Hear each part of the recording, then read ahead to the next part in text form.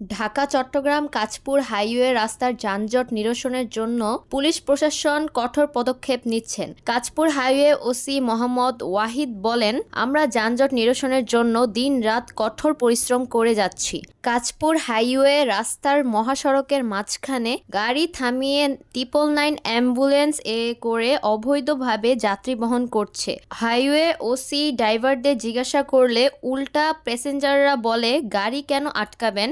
পরেও highway OC বলেন, রাস্তার মধ্যে বেআইনিভাবে গাড়ি পার্কিং করে যাত্রী উঠানামা করা আইনগত অপরাধ। তিনি আরও বলেন, রাস্তার মধ্যে গাড়ি থামিয়ে যাত্রী উঠানামা করলে এবং গাড়ির প্রয়োজনীয় কাগজপত্র না থাকলে আমরা আইনগতভাবে মামলা প্রয়োগ করব। কারো কোনো ড্রাইভারের কাগজপত্র নাই, কাগজ ফেল আছে, আবার ওরা অবৈধভাবে যাত্রী বহন করতেছে, যেটা আইনত পুরোপুরি নিষিদ্ধ।